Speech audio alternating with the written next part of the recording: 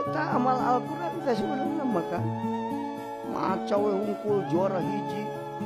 hari ka masjid tar cek KDM iya teh gara-gara ngaji Qur'anna teu disurau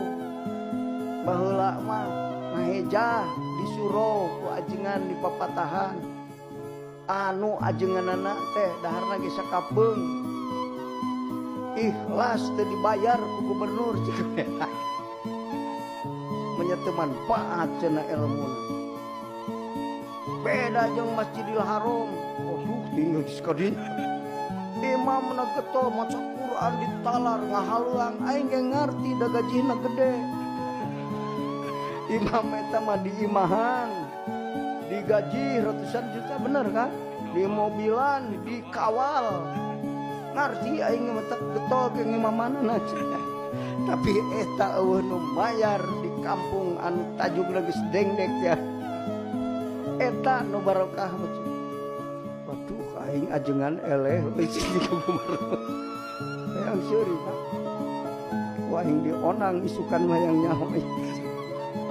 senang ngobrol ya gitunya Kang tijiga jawabannya Kang ditanya teh katalar johar maklum jerumnya ge pabeuli tapi kunaon eta bisa kadinya hatena Kang gitu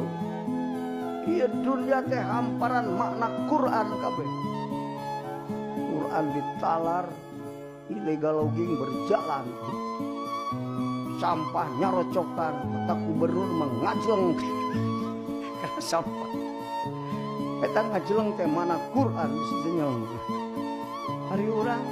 Quran katalar solokan nyocokan masjid butrak-butruk cikat tak untung kemarin juga cicep Kang abdi marek di masjid we beberes cinta di ajengan bukan kudu kitu suka Rasulullah ke masjid dijadikan pusat peradaban Islam masjid dijadikan Kang pusat pengembangan Islam mentak cenah ke mah saperempat jam deui kantor pemerintah tutup kabeh di Tasikmalaya salat berjamaah kabeh ari rakyat kudu bener ari pejabat ka mana daek kitu Haji Cecep kemarin halus lah itu masih tak gitu Kang tak kudu paham agama pamimpin insyaallah nyaeun ka rakyat